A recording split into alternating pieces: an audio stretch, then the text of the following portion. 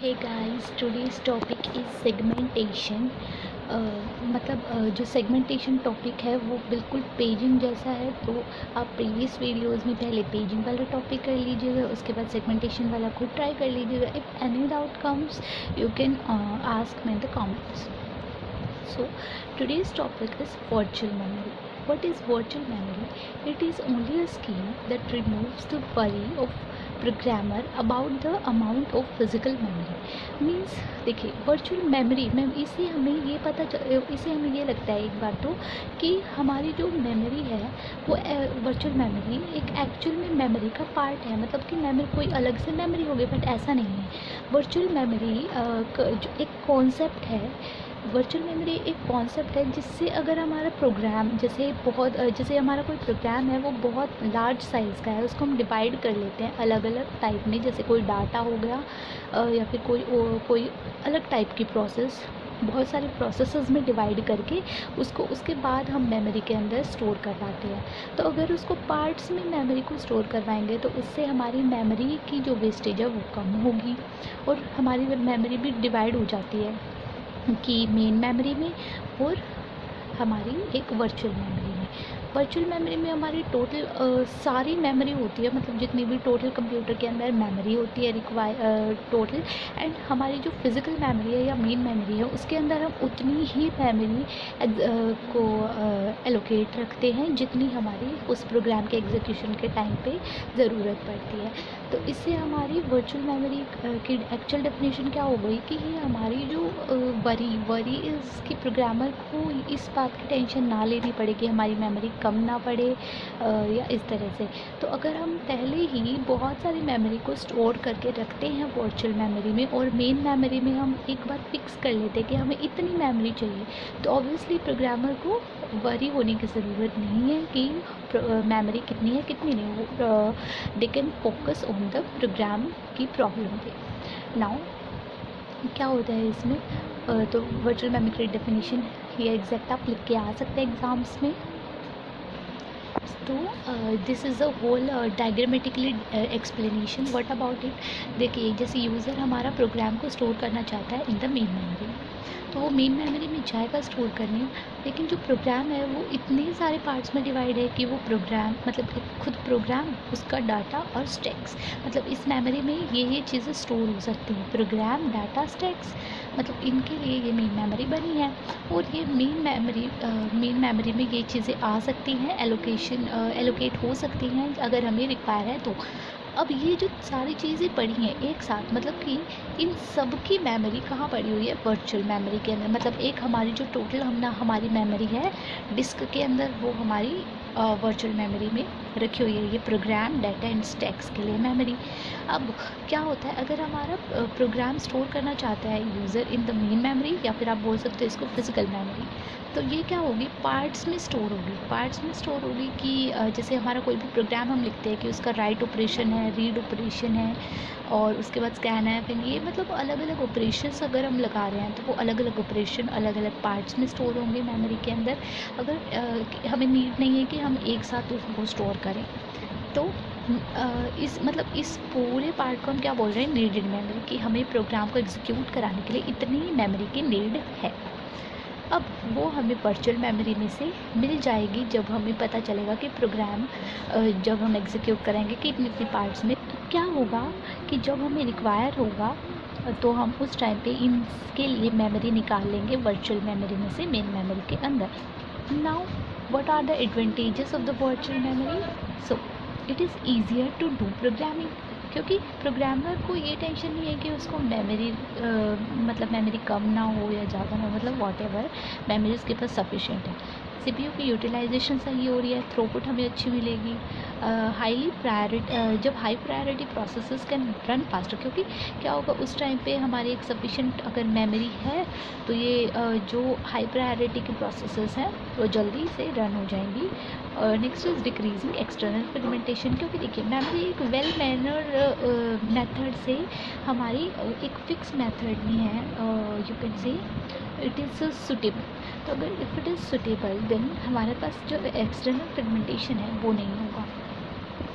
सो disadvantages क्या है, देखिए स्लो है, क्योंकि हमारा देखिए पहले यहाँ से यहाँ जाएगी मेमोरी और उसके बाद हमें एलोकेट होगी, तो ऑब्वियसली स्लो।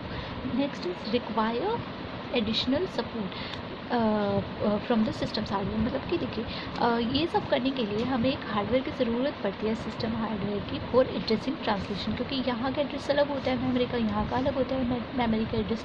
तो हमें अगर यहाँ से यहाँ अगर अलग अलग मेमोरी एड्रेसेस को ट्रांसलेट करना है तो ऑब्वियसली हमें एक सिस्टम हार्डवेयर की नीड पड़ेगी। Now thrashing is possible due to excess page fault and paging. अब अगर हम बार बार चेक करेंगे कि ये पेज हमारा यहाँ है या नहीं, देन हम यहाँ चेक करेंगे, अगर नहीं होगा यहाँ पेज तो हमें बार बार यहाँ पे स्वैप इन करना पड़ेगा, या स्वैप आउट करना पड़ेगा, तो यहाँ से फिर पेजेस को स्वैप इन करना पड़ेगा, तो मतलब इस टाइम पे थ्रेशर्स आ सकते हैं। सो ये हमारे पेज फॉल्ट को क्रिएट कर सकता है, पेज फॉल्ट से हमारी थ्रेशर क्रिएट हो सकती है। नेक्स्ट इज वर्चुअल मेमोरी का टॉपिक इतना ही था। Next is demand paging. What about demand paging, let's see. ठीक है, अब देखिए जो वर्चुअल मेमोरी हमने पढ़ी है उसी की इम्प्लीमेंटेशन को हम बोलते हैं demand paging. Virtual memory implemented by demand paging.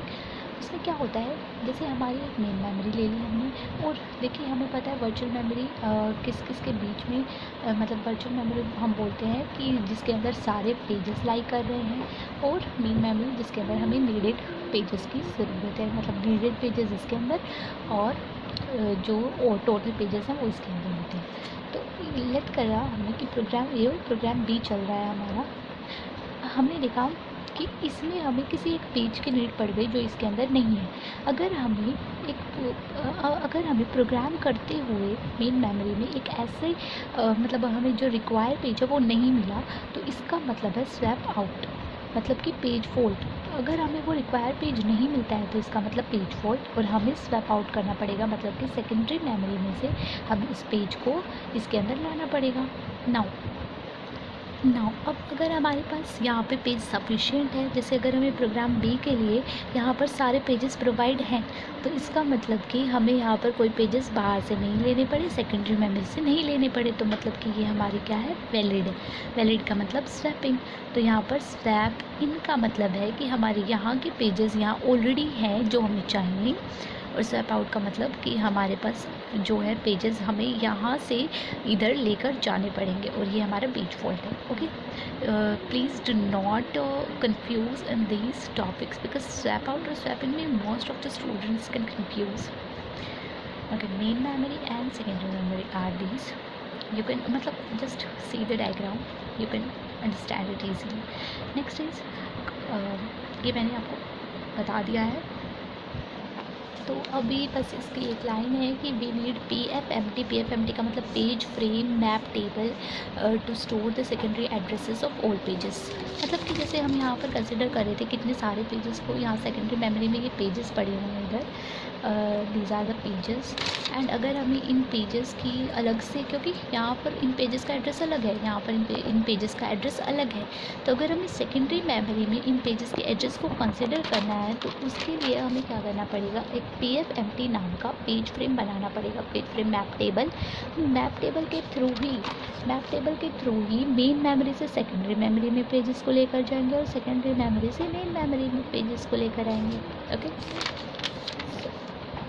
जैसे कि हम यहाँ कर रहे हैं, ये हमारी है मेन मेमोरी, ये हमारी है सेकेंडरी, तो हम यहाँ से इधर लेकर आ रहे हैं, इनका एड्रेस अलग है और इनका एड्रेस अलग है, ये अलग, ये कॉन्टीन्यूसली स्टोर होंगे पेजेस, और ये अलग अलग, मतलब ये कहीं पे भी स्टोर हो सकते हैं। Next is this is the last topic, handling page fault. अब पेज फॉल्ट को हम कैसे हैंडल करते हैं, this is just a algorithm, और you can say the steps.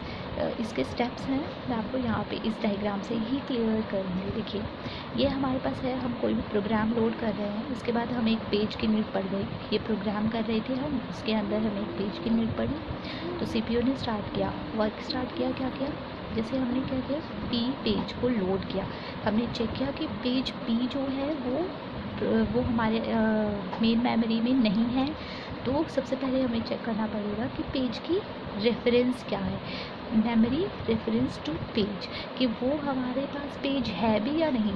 सबसे पहले तो हम जैसे हमें पेज की रिक्वायर पड़ी, हम चेक करेंगे कि पेज मेन मेमोरी में ऑलरेडी है या फिर हमें सेकेंडरी मेमोरी से लेना पड़ेगा। ठीक है, तो हमने चेक कर दिया, उसके बाद ये चेक करने के बाद मान लीजिए हमारा मेन मेमोरी में नहीं है, सेकेंडरी मेमोरी में, तो हमें क्या करना पड़ेगा, पेज मैप टेबल में जाएंगे। देखिए ये PFMT यहाँ जाएंगे। उसके बाद हम यहाँ पर चेक करेंगे कि उस पेज की लेंथ कितनी है।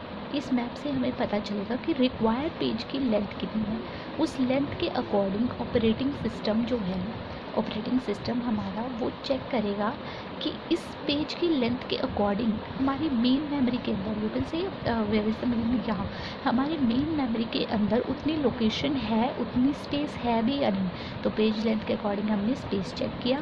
उसके बाद मान लीजिए हमारा स्पेस है, तो फिर सेकेंडरी मेमोरी में से फोर्थ स्टेप है कि हम मिसिंग पेज को ले लेंगे। लेने के बाद उस फ्री लोकेशन में हमने फिट कर दिया वो पेज। उसके बाद पेज मैप टेबल को फिर से अपडेट करेंगे, क्योंकि ये पेज तो हमने इसमें से निकाल लिया, तो हमारा पेज टेबल को भी हमें अपडेट करना पड़ेगा। अपडेट करने के हमारा फिफ्थ स्टेप था। उसके बाद लास्ट स्टेप है, उसको रीस्टार्ट करेंगे, क्योंकि पेज एलोकेट हो चुका है इसको। उसके बाद CPU उसके बाद ये प्रोसेस दोबारा से एग्जीक्यूट हो सकती है, तो हम स्टार्ट कर देंगे इसको। So this is all about handling page fault, how to handle page fault. Now this is the last topic कि हमारे पेज फॉल्ट के मतलब हमारे एक पूरा प्रोसेस है, उस प्रोसेस की परफॉर्मेंस कैसे फाइंड आउट कर सकते हैं। तो उसकी परफॉर्मेंस फाइंड आउट करने के लिए एक फैक्टर है टी इफ़ेक्टिव का मतलब इफेक्टिव एसेस टाइम। अगर हमें इफेक्टिव एसेस टाइम मिल जाता है तो हम वहाँ से टी इफेक्टिव फाइंड आउट मतलब वहाँ से परफॉर्मेंस फाइंड आउट कर सकते हैं। देखिए क्या होता है, just you need to just directly need this formula in exams, you can use the formula and find out the effective assist time. Okay, you just not need to learn about its derivation, or you just not need to prove this formula, just learn it. Okay, देखिए 1 minus p into ma p into m fold। तो what is m fold? Page fold processing क्या होता है, page fold processing time. देखिए page fold processing time है m fold, और ma क्या है, मेमोरी एक्सेस टाइम। ठीक है, ये तो पेज फोल्ड आने के बाद का उसमें टाइम लग रहा है, और एक memory access time. Next is P हमारा क्या है, प्रोबेबिलिटी ऑफ पेज फोल्ड, कि पेज फोल्ड कितना आया हमारा, मतलब उसकी प्रोबेबिलिटी। और हमारा जो पेज फोल्ड नहीं आया, मतलब कि डायरेक्ट हमें मेन मेमोरी में ही पेज मिल गया, उसकी 1 माइनस पी हो जाएगी। तो इनके मल्टीप्लिकेशन करके हमारी टी इफेक्टिव आ जाएगी, या फिर अफेक्टिव एसेस टाइम आ जाएगा।